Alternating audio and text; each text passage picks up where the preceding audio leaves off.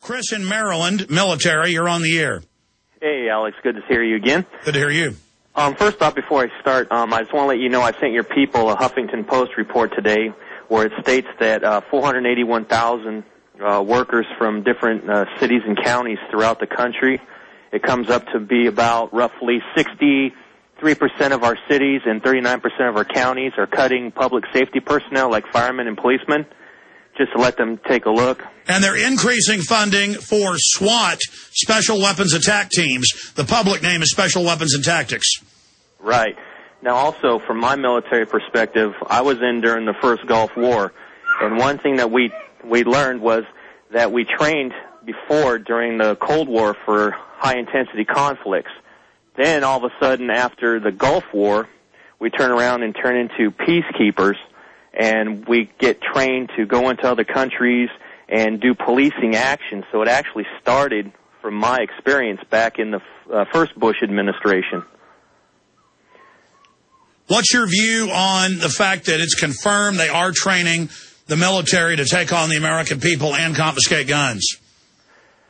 I wouldn't say it's too far off. I would not say that I think it's right. Could be as far as tomorrow. And you know they'll stage terror attacks on the troops and say Patriots did it. You can see that script now being rolled out. Do you think the military is going to buy it? I told my dad I hope not. I said I'd hope that our military would be smart enough that if it got too crazy that our military would not turn on our own families and they would use the weaponry to fight the system. Because we got tanks, we got the anti-tank killing machines and stuff like that they would probably say at one point, I just hope that our men and women in service will say, hey, this is nuts, and take those weapons that they were trained to use and fight the establishment for the people and defend the Constitution like I raised my hand against enemies foreign and domestic. Well, I'll tell you this. I hope that we can fix things peaceably, but the system wants a physical fight. God bless you, Chris. All right, Greg, Chris, and others, your calls are straight ahead. 1-800-259-9231. Open phone lines for police and military to talk about what's happening to our society. Can we stop the foreign corporate takeover? We're talking to police and military about the dark side, the way that they are openly training not to fight Taliban or Al-Qaeda that are government created, but the American people. The police and military are being trained. They're even training maintenance groups in the Army for riot control. And this is all admitted now. So you need to understand that. We're taking your calls. It's 800-259-9231. Police and military contractors, you name it. We're going to go to Greg, a DOD contractor in Kentucky, then Chris, who's in Arizona with the Marines. Greg, you're on the air. Thanks for calling. Yeah, hey, Alex. How you doing? I'm doing all right. Yeah, I just wanted to call in because what your guest was talking about earlier about this Iranian war turning into an all-out nuclear war. Well, I was in the Air Force in 2007, and we had an exercise called the 8063 where they were preparing us for worldwide nuclear devastation, where I worked on an aerial refueler, and they'd have us get them what they called locked and cocked to where the aircraft was good with maintenance all over, and then it was sealed up and guarded by our SPs. Now, about 2 weeks after one of our exercises, and I don't know if you could help me out with this, they had something similar to where they had us go out and lock everything down. They didn't have the SPs guarding it, and then all of a sudden they got the call, and all the pilots came out and had those refuelers up in the air within like 15 minutes, and they were all loaded with 350,000 pounds of fuel.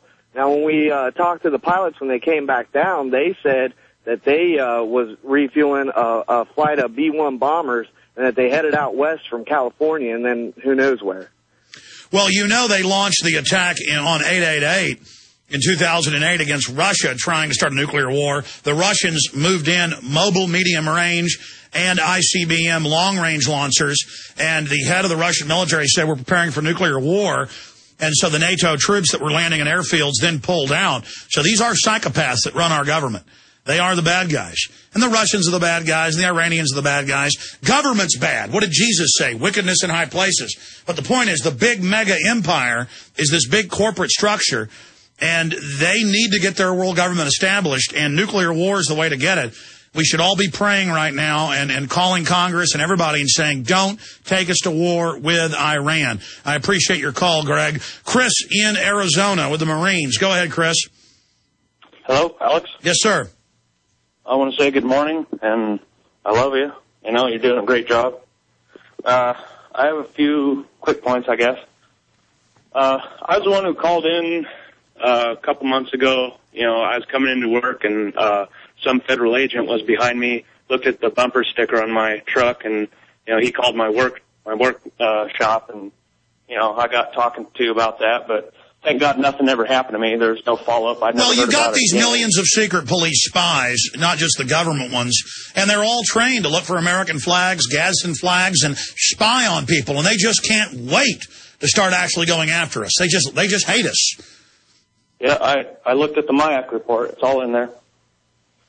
I work for contract security on a military base here in Arizona, and my wife just told me about well, I'm a guard, and we have police counterparts that we work with, and she was telling me about there's this one, every time he'd pull somebody over, he'd be barking at him, you know, like a drill instructor, and they finally got, you know, a few people got fed up, and they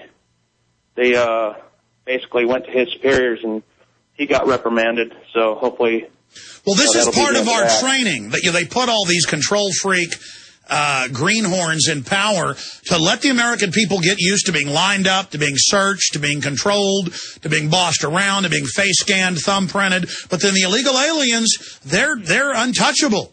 95% of L.A. County murder warrants that they can't seem to deliver are for illegal aliens. So it just shows how lawless this government is. Yes, exactly. I guess people would wake up if they started illegally pulling over iPads. You know, questioning iPads. Hey, Chris, I appreciate your call. You know, we had a caller yesterday, and I had to cut him off because, and several others on hold, because we had Chuck Baldwin coming on the last 30 minutes. And he was a trainer, he said, at a fusion center, and was training, you know, the military when they were coming back to become police officers. And he said it's exactly what I've been breaking down. Though everything I break down is in the news, we just put the pieces together. I'd like him, I forget his name, to be able to call back in. We've got a couple lines open because we're only taking calls from police and military. Or we had police officers call in and talk about how they're taught everybody's going to kill you, the American people are your enemy. It's a bunch of brainwashing.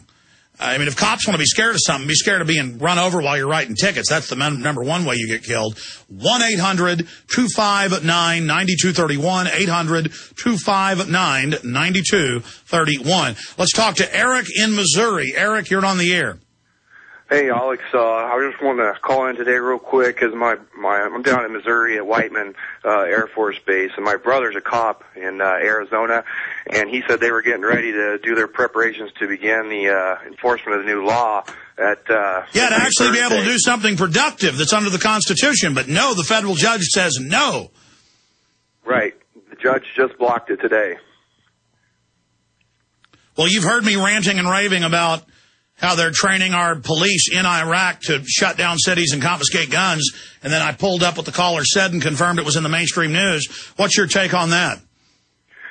Oh, man, I just don't know what to think anymore. You know, Alex, we have stuff coming at us from every angle. We don't, and I think it's all on purpose to confuse everybody, and nobody's going to know who to trust each other. And you know, myself and everybody around me, we talk about it on the down low, and we just don't know what to think, Alex. That's why we look to you for some leadership, and we got to make sure who we can trust, and that's why we're glad that you come out and you talk about, you know, why we can trust you and how you're not, you know, part of the establishment, and we just want you to keep doing more of that and have more patriots calling in.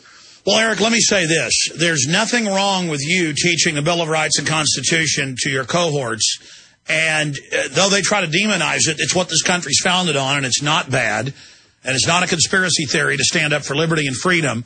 And so just have discussions about what's happening. I mean, when you talk to other members of the military, are they starting to wake up? Yeah, you know, I'm a bit of a tinfoil hat myself, and you know, all these 9/11 videos, I feel like a bunch of them are disinformation. And, you know, a lot of them don't show the actual crashes. And actually, I've been wanting to ask you for a long time, and now I have the opportunity. I was wanting to know what your opinion was about the media fakery angle on it and the Simon Shack video series, because that to me is the most interesting, because I know that every time we hear people in the media bring up 9/11, they're the ones that scream the loudest, and to me, they have the most to lose. Well, Eric, I appreciate your call, but I have friends, people I've known for many years, who were there and saw the second aircraft. And you talk about disinformation. I think that's been put out and promoted by the media as a way to, you know, we're saying we don't know what happened with 9/11, but we know the official story has been proven to be a lie. I mean, they blew up Building 7 in front of us and said they were going to blow it up all over the news. And we have police saying, get back, they're blowing it up. And then we interviewed the deputy head of emergency management for New York, and he was dead a few weeks later. And he said, yeah, no, there was explosions going off before the towers even fell down. They were going to blow up 7. I mean, all of that is on record. And so I just stick to what I can prove. And I appreciate your call, though.